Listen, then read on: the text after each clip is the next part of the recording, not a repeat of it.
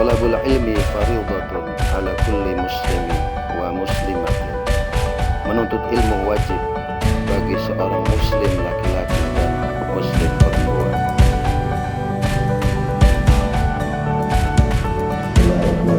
Assalamualaikum warahmatullahi wabarakatuh. Waalaikumsalam warahmatullahi wabarakatuh. Alhamdulillahilladzi 'allama Adama al-asma'a kullaha. Asyhadu an la ilaha illallah wahdahu la syarika lah wa asyhadu anna sayyidana wa nabiyyana Muhammadan 'abduhu wa rasuluhu la nabiyya ba'da. Tsumma salatu wassalamu ala man farada 'alaina bi talabil ilmi min al-mahdi ila al-lahdi sayyidina Muhammadin sallallahu alaihi wasallam wa ala alihi wa sahbihi ajma'in. Qala rabbi shrah li sadri wa yassir li amri wa hlul 'uqdatam min lisani yafqahu qawli. Wa qala Rasulullah sallallahu alaihi wasallam, utlubul ilma walau bisin. Ma'asyiral muslimin rahimakumullah. Senantiasa kita panjatkan syukur kehadirat Allah atas segala limpahan rahmat dan hidayahnya, sehingga kita bisa bersyahadah asyhadu an la ilaha illallah wa asyhadu anna Muhammadar Rasulullah. Allahumma shalli ala sayyidina Muhammad wa ala ali sayyidina Muhammad. Astagfirullahaladzim, innallaha ghafurur rahim. Atas nikmat-nikmat itu pula kita bisa menghadiri majelis taklim Kanisa Alamin yang insyaallah diberkahi dirahmati oleh Allah Subhanahu wa taala. Salawat serta salam senantiasa tercurah kepada junjungan alam Nabi Agung Muhammad sallallahu alaihi wasallam. Semoga kita senantiasa diberikan iman yang kuat, hati yang jernih, pikiran yang cemerlang, sehingga terus bisa menjalankan segala sunnah-sunnah beliau hingga akhir hayat kita, menghidupkan agama Islam semampu yang kita bisa lakukan. Ini ya. Ma'asyiral muslimin, malam ini kita akan membahas sifat wajib Allah, yaitu ilmu. Ilmu itu adalah salah satu sifat wajibnya Allah, yang berarti ilmu ataupun pengetahuan Allah. Jadi wajib Allah itu punya ilmu. Allah itu wajib sifatnya berilmu. Allah itu wajib mengetahui segala sesuatu dengan ilmunya, wajib. Sehingga dalam satu ayat dikatakan dalam Al-Quran, wa annallaha muhitun ala kulli syai'in ilma, wa annallaha ahata itu artinya Allah meliputi, mengetahui segalanya dengan keilmuannya, meliputi segala sesuatu, mengetahui dengan ilmunya, bisa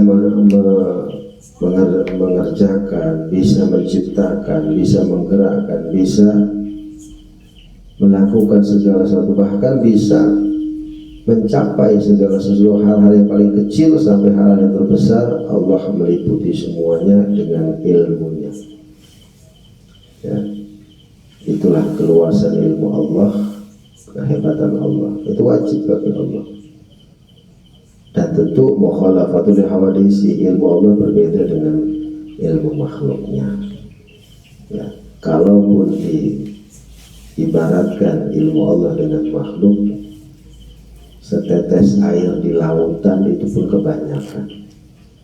Ilmu Allah dengan makhluk. Wa ma utitum minal ilmi illa qalila. Jadi pengetahuan yang manusia miliki itu pemberian dari Allah yang sedikit sekali nilainya. Itu pun manusia sudah banyak yang sombong. Ya. Bagaimana kalau dia bisa mengetahui segala sesuatu?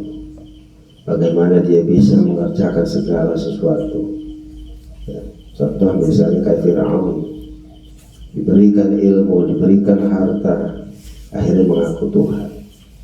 Itu manusia, ya. Padahal tidak ada Tuhan selain Allah. Nah, menyikapi ilmunya Allah itu supaya kita sadar bahwa itu adalah ilmu Allah.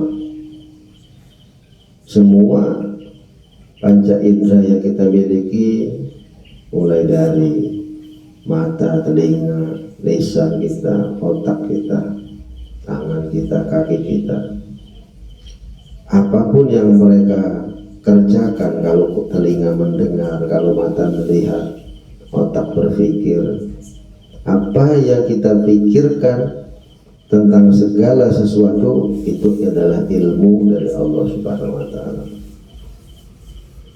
Contoh misalnya kita memikirkan tentang alangkah hebatnya hewan berupa onta misalnya. Makanya di dalam Al-Quran, afala yanzuruna ilal ibili kaifa khuliqat. Apakah mereka tidak melihat, mereka tidak berpikir, tidak merenungi, tidak mencerna bagaimana onta itu diciptakan oleh Allah di tengah padang pasir yang panasnya luar biasa sampai 50 derajat, dia sanggup hidup berjalan di atas pasir. Udara saja di padang pasir itu, hawa udara itu sampai 50 derajat Celcius.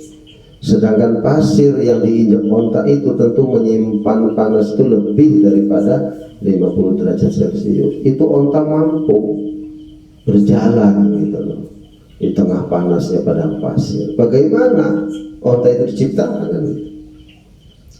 Ternyata di dalam onta itu dia bisa menyimpan air sebagai peredam daripada panas yang dia alami. Jadi kalau terutama onta betina itu dia bisa menyimpan air bisa sampai 100 liter di dalam kantong airnya. Sehingga dulu zaman Rasulullah perang, ya, memperbanyak membawa onta-onta betina karena dia bisa menyimpan air, dan air itu, kantong air itu bila onta itu disembelih, kantong airnya diambil, itu airnya masih dalam kondisi murni, tidak berbau, tidak berasa seperti air yang pada umumnya suci. Itu kita melihat itu gitu, ya, penglihatan yang itibar. Kita melihat, kita menilai dan mengambil pelajaran daripada ilmu Allah. Itu Allah dengan ilmunya. Maka secara syariah Allah memiliki sifat ilmu. Torekohnya kita menuju Allah itu segala sesuatu yang kita lihat itu adalah ilmu Allah. Segala yang kita dengar, teknologi yang canggih, ya, suara yang merdu dari penyanyi, suara merdu dari seorang artis, suara yang merdu dari seorang qori, bahkan yang melantunkan ayat-ayat Allah begitu merdunya. Suara yang merdu itu pun Allah yang menciptakan, Allah yang membuat dengan ilmunya. Jadi itulah ilmu Allah. Karena memang manusia tidak bisa apa-apa kecuali Allah yang menciptanya. Dan itu buktinya tidak semua orang bisa qori, ya, yang dikehendaki Allah. Tidak semua orang suaranya merdu. Setiap orang ada kelebihan, ada kekurangan. Tidak semua artis suaranya juga merdu, berbeda-beda. Itulah yang Allah titipkan ilmu-ilmu itu kepada makhluknya, berbeda-beda gitu. Itu membuktikan bahwa Allah kuasa dengan ilmunya. Nah, hakikat daripada ilmu Allah itu, semua yang ada di muka bumi ini, ya, mulai dari bumi sampai langit yang paling tinggi sekalipun, dicipta dengan ilmunya Allah, ya. Digerakkan, diterangkan, digelapkan dengan ilmunya Allah, dibentangkan dengan ilmunya Allah. Padahal bumi ini, ya, kan bulat kalau menurut ilmuwan bumi ini bulat, ya, bundar, mengelilingi matahari. Tapi terasa oleh manusia, terasa oleh makhluknya, manusia ini berupa bentangan bumi ini. Bisa berjalan rata bumi ini, ya. Bumi ini bisa bisa terbentang rata gitu, tidak terlihat bulat. Padahal kalau diteropong bulat. Itulah luar biasa ilmunya Allah.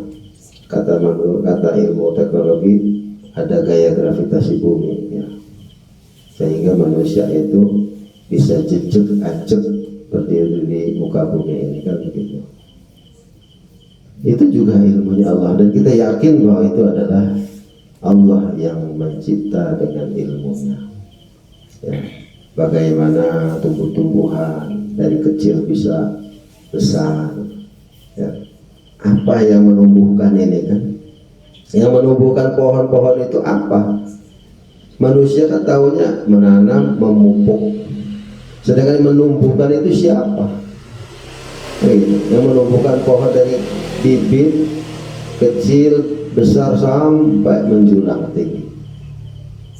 Kan belum ada yang sanggup ilmu pengetahuan meneliti siapa yang menumbuhkan itu. Kalau bukan iman yang mengatakan bahwa itu adalah Allah Subhanahu wa Ta'ala, ilmunya Allah.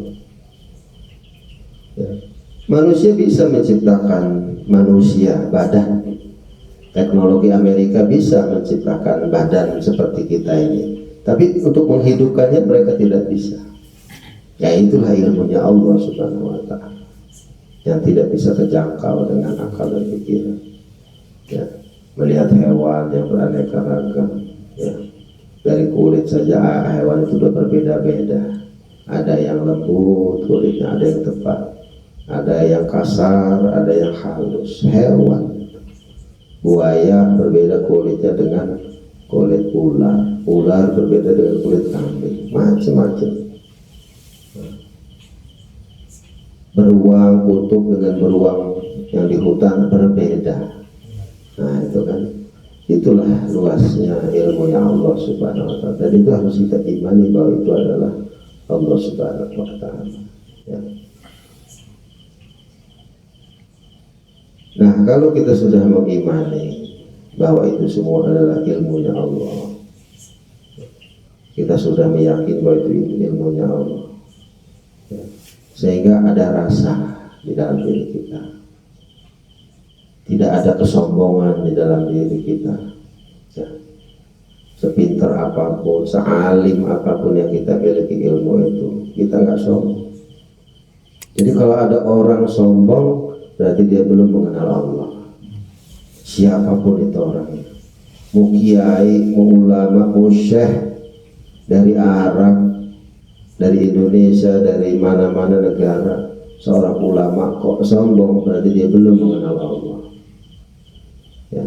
Belum mengenal Allah, belum mengenal Tuhan, ya. Wah, torekoh saya paling hebat, torekoh saya paling benar, ilmu saya paling hebat, paling tinggi, pengetahuan saya paling dalam. Berarti dia belum mengenal, mengimani sifat ilmunya Allah. Dia tidak sadar bahwa yang Allah berikan kepada dia berupa ilmu itu masih sedikit sekali, ya. Di atas langit ada langit, di atas langit ada langit lagi terus, ya. Sehingga dalam surat Al-Kahfi dikatakan oleh Allah Subhanahu wa Ta'ala dalam firman-Nya, ya, "Lau kana al-bahru midadan li kalimati rabbi, ya, la nafidal bahru qabla an tanfada kalimatu rabbi walau ji'na bimithlihi madada." Ya. Lau kana al-bahru, seandainya saja lautan itu, air lautan itu dijadikan tinta, dan pohon-pohon ranting-ranting dijadikan penanya untuk menulis ilmunya Allah, lana fidal bahru qabla an tanfada kalimatu, lautan itu habis kering, ya, sebelum ilmunya Allah itu habis dicatat oleh manusia. Saking luasnya ilmunya Allah, tak terhingga. Ya wajar, setetes pengetahuan manusia dibandingkan dengan lautan jauh. Dan gitu setetes air itu untuk mencatat air lautan yang sebanyak itu ya nggak bakal bisa. Ya. Habis air lautan untuk mencatat ilmu Allah, belum bisa tercatat. Bahkan bumi ini ya, kalau bisa dilihat di hamparan alam raya itu bagaikan debu ya, yang ngambang di tengah padang pasir. Bagaimana itu bandingannya? Padang pasir yang luasnya begitu, bumi bagaikan debu itu di hadapan Allah. Itu ya. Jadi itu harus ada di dalam diri kita rasa itu. Kalau kita sudah merasa seperti itu, merasa bahwa semua itu adalah ilmu Allah, titipan Allah, nggak ada kesombongan di dalam diri kita. Wah, dia kalau nggak saya ajarin, goblok seumur hidup. Dia kalau bukan saya yang ngajar, nggak bisa-bisa. Dia kalau bukan karena saya, ya, dia akan menjadi orang yang sengsara. Nah, omongan-omongan seperti itu, bahasa seperti itu tidak pantas diucapkan oleh orang yang katanya mengaku alim, mengaku ahli agama. Nggak pantas, karena dia punya sifat sombong. Sifat sombong itu hanya milik Allah. Al-Mutakabbir, ya. Al-Mutakabbir itu hanya Allah yang menyandang, makhluk tidak pantas. Iblis sekalipun, ya, iblis sekalipun yang begitu saktinya, yang begitu pintarnya, ketika dia punya sifat sombong, diperintahkan oleh Allah Subhanahu wa Ta'ala untuk sujud kepada Nabi Adam, diusir oleh Allah Subhanahu wa Ta'ala dari surga karena nggak pantas. Ya, kata iblis, saya tahu penciptaan Adam ya Allah. Engkau menciptakan Adam dari tanah. Tanahnya juga diambil dari muka bumi ini yang beraneka ragam. Bukan tanahnya bukan tanah suci, ya, bermacam-macam. Jadi hina lah dibandingkan saya tercipta dari api suci. Saya nggak mau lah masa sujud sama tanah yang kotor. Ya, sombong. Akhirnya iblis terusir, ya, dari surga karena kesombongannya, merasa dia paling alim, paling sakti, ya. Akhirnya terusir oleh Allah Subhanahu wa Ta'ala di surga. Wallahu a'lam bishawab. Asyhadu an la ilaha illallah wa sallallahu alaihi Muhammad wa ala alihi. Wallahu muwaffiq. Assalamualaikum warahmatullahi wabarakatuh. Wa ma khalaqtul jinna wal insa illa liya'budun. Dan tidaklah aku ciptakan jin dan manusia kecuali untuk beribadah.